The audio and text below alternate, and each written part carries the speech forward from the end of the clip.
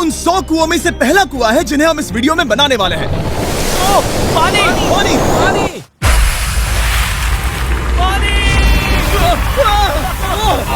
आपने अभी अभी केन्या के एक छोटे से गांव को पीने के पानी का अनलिमिटेड सप्लाई मिलते हुए देखा, वो भी सिर्फ 1 सेकंड में। अभी एक कुआं बना है और 99 बाकी है। आपको ये वीडियो बहुत पसंद आएगा। इन 100 कुओं को मिलाकर 5 लाख से ज्यादा लोगों को पीने का ताज़ा पानी मिलने वाला है। केन्या की इस साइट पर कुछ कुएं बनाने के बाद हम नाइरीरी स्कूल सिस्टम के साउथ में गए और कह सकते हैं कि उन्हें हमसे मिलकर बहुत खुशी हुई। क्या हाल है? मैंने ऐसा नहीं सोचा था। स्वागत के लिए शुक्रिया। समझ नहीं आता कैसे रिएक्ट करूं। बहुत बहुत शुक्रिया दोस्तों। हमारे आने पर इस गांव ने हमारा जोरों से स्वागत किया और नोलन इसमें थोड़ा खो गया। नोलन जैसा अजीब इंसान मैंने कभी नहीं देखा और ये मेरी गलती नहीं है। और फिर वहाँ का स्कूल देखने के बाद ये रहे हमारे मेहमान। क्या हाल है? दिन अच्छा बीत रहा है ना? सबसे मिलकर अच्छा लगा। एक टीचर ने मुझे दिखाया कि स्टूडेंट्स कहाँ से पानी पीते हैं, जो कि एक बहुत ही अनसेफ नदी से आ रहा था। तो आपके स्टूडेंट्स यहीं से पानी पीते हैं? हाँ। ये बुरी बात है। हाँ, स्टूडेंट्स हमेशा डायरिया जैसी बीमारी, टाइफाइड जैसी बीमारी की कंप्लेंट्स करते हैं क्योंकि वो ऐसा पानी पीते हैं। तो हाँ। हम कोशिश करते हैं, पर देख रहे हो ना, अब क्या कहा जाए। पर क्या करे, जिंदगी तो जीनी ही है और पानी तो सबको चाहिए होता है। जाहिर है कि इनकी हालत सच में बहुत खराब है। असुरक्षित पानी पीने से इन बच्चों की जिंदगी बहुत कम होती जा रही है, पर कम से कम इस गांव की मदद करने की हम पूरी कोशिश करने वाले हैं। क्या पता ये मुझे फिट आएगा या नहीं। मेरा सिर बड़ा है। देखते हैं पानी मिलता है या नहीं। ओ,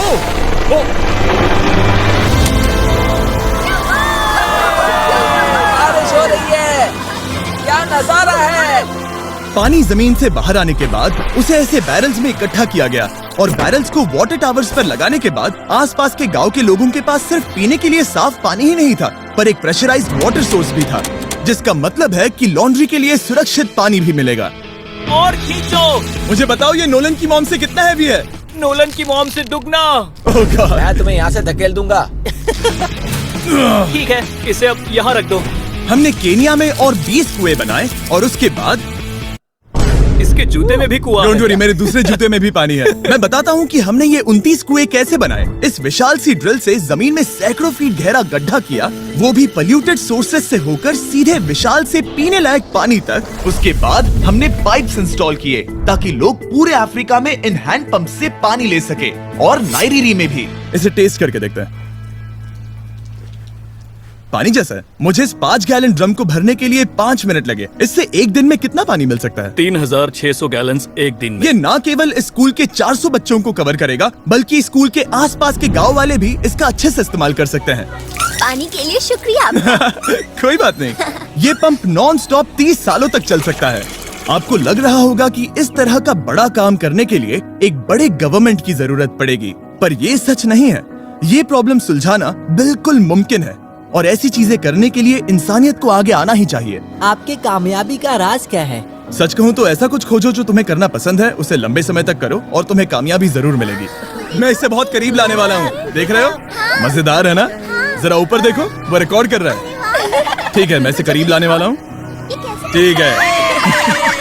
हाँ, तुम खुद को देख सकते हो। हम इस गांव के लिए भी कुआं बना पाए, इस गांव के लिए भी और इन दूसरे 12 गांवों के लिए भी। और जब हम ये पंप्स लगा रहे थे, तब हमने यहाँ के एक स्कूल को नए कंप्यूटर से अपग्रेड भी कर दिया। बच्चों को ये कैसा लगा? उन्हें शुक्रिया, सच में उन्हें ये बहुत पसंद पसंद आया। खुशी है कि सब ठीक से हो गया। हमने क्लासरूम्स में नया फर्नीचर भी लगाया, उसके साथ कुछ शेल्व्स नई बुक्स के साथ, और सभी स्टूडेंट्स को एक फुटबॉल भी दिया। Thank you mister beast, thank you. यहाँ तक कि सभी क्लासरूम्स में नए व्हाइट बोर्ड्स और प्रोजेक्टर्स भी लगाए। आप सबको ये प्रोजेक्टर पसंद आया? हम चौक का इस्तेमाल कर रहे थे जिससे बहुत डस्ट होता था, लेकिन आज सब कुछ साफ है। हमें इस बात की खुशी है। कोई बात नहीं, इतना तो कर ही सकते हैं। पर जब हम 45वें कुएं की साइट पर गए, तब एहसास हुआ कि वहाँ का हाल और भी बुरा है। जब भी उन्हें पानी की जरूरत पड़ती थी, तब उन्हें जंगल से 1 मील खतरनाक रास्ता तय करके जाना पड़ता था, जो एक विशाल सी पहाड़ी से जाता है। मैं जल्दी उठता हूँ, लगभग सुबह 4 बजे, ताकि मैं स्कूल के लिए पानी ला सकूँ। यहाँ से पानी निकालना सेफ नहीं है। ये जगह बहुत स्लिपरी है, जिससे किसी को चोट लग सकती है। हमने उनके कुएं पर काम करना शुरू किया, तब उन्होंने मुझे दिखाया कि वो पानी कहाँ से निकालते थे। आपको दिन में ऐसे कितने चक्कर लगाने पड़ते हैं? 2 बार। दिन में 2 बार? ओह वाह! तो एक आम स्टूडेंट ऐसा ही कुछ ले जाता है? ओह गॉड, अगर 200 स्टूडेंट्स ऐसा रोज करते हैं तो ये कितना मुश्किल होगा। बहुत मुश्किल है। ओह गॉड, ये ढलान तो बहुत बड़ी है। अरे यार, ये ढलान तो रुकने का नाम ही नहीं ले रही। हर रोज मैं सच में दंग रह गया कि ये चढ़ाई कितनी मुश्किल थी। ये सब इतना कुछ करते हैं ताकि वो यहाँ तक पहुँच सके जहाँ इन्हें साफ पीने का पानी मिल सके। आमतौर पर आप पानी यहीं से लेते हो? हाँ। और पानी भरने के बाद ये जग्स लगभग 18 किलो तक हो जाते हैं, जो इन बच्चों के लिए पहाड़ियों से ले जाने के लिए बहुत मुश्किल है। लेडीज आराम से ये 2 उठा सकती ओह, हैं। तो मैं अभी जरूर ले जा पाऊंगा। और एक बार हमने जग्स भर लिए, उसके बाद वक्त था वापस ऊपर जाने का। जल्दी करो, चलते हैं।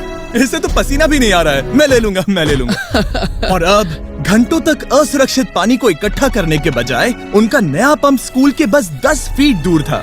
तो अब ये यहाँ से पानी ले सकते हैं। बहुत थक गया। और फिर हम गए हमारे अगले गांव में, जहां हमने बनाया हमारा 46वां कुआं। पर हमें एक प्रॉब्लम से गुजरना पड़ा। हमने देखा कि ये गांव आधे से बटा हुआ है, वो भी इस खतरनाक सी नदी से। ये अभी इतनी खतरनाक नहीं लगेगी, पर जब बारिश का मौसम आता है, पानी ऊपर तक आकर इस पुल को पूरी तरह से निगल लेता है। और ये पुल इसलिए इतना जरूरी है क्योंकि वहाँ जो गांव है, वहीं पर सभी हॉस्पिटल्स और स्कूल्स हैं, इसलिए यहाँ से रोज गुजरना पड़ता है। ये खतरनाक है, लेकिन इस पुल के अलावा इनके पास और कोई ऑप्शन नहीं है। जब ये नदी उफान पर होती है तो ये किसी को भी बहा ले जाती है, लोग, स्टूडेंट्स, यहाँ तक कि जानवर। हाल ही में इस नदी को क्रॉस करने की कोशिश में हमने 3 लोगों को खो दिया। इस तरह किसी की जान जाना पागलपन है और हम इसे स्वीकार नहीं कर सकते। और जिस पल हमने इस बारे में सुना, तब हमें मदद करनी ही पड़ी।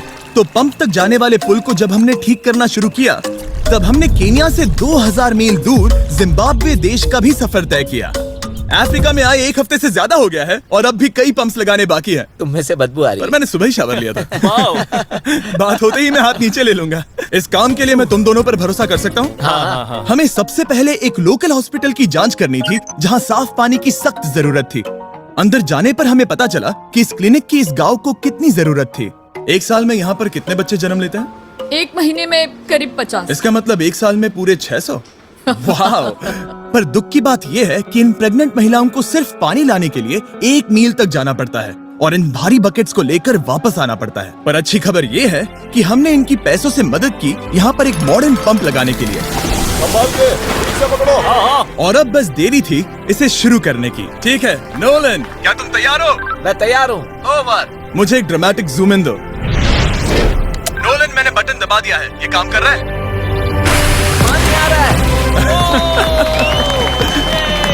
आप जाकर चेक करना चाहेंगे? हाँ। वहाँ पर? हाँ, चलो चलिए, चलते हैं।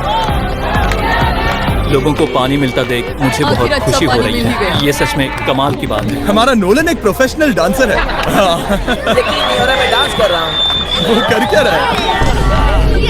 ओह गॉड, सॉरी, मैं नहीं चाहता कि आप इसे और देखें। साफ पानी मिले ये पक्का करने के अलावा इस गांव में बहुत से स्टूडेंट्स को ट्रांसपोर्टेशन की भी दिक्कत थी, तो हमने इन सबको नई साइकिल्स देने का फैसला किया।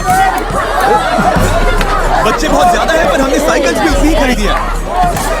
सच बताऊं तो मुझे साइकिल चलाना नहीं आता। जिमी को सिर्फ साइकिल देना आता है। कभी इसे चलाना नहीं सीखा। तो चलो हम एक रेस लगाते हैं। 3, 2, 1, गो! ओह माय गॉड, सभी मुझसे आगे जा रहे हैं। संभल के, मुझे चलाना नहीं आता, किसी को उड़ाना नहीं चाहता। तुम इसे चलाओगे? ठीक है, जाओ चलाओ। ओके। और इन्हें साइकिल्स देने के बाद हमने तब तक पंप्स लगाए जब तक हम पहुंच गए कुआं नंबर 69 तक। ये कुआं सोलर पावर्ड है, जो गांव के किसानों के लिए खास बनाया गया है, ताकि इनकी फसलों और जानवरों को जरूरत से ज्यादा पानी मिल सके। चाहे गर्मी हो या फिर बिजली ना हो, इससे कोई फर्क नहीं पड़ेगा। और एक पैनल है 200 वॉट्स का, जो एक पंप से जुदा है। ये पंप हर घंटे 5000 लीटर पानी खींच सकता है। बेसिकली ये अनलिमिटेड पानी का सोर्स है इस पूरे गाँव के लिए।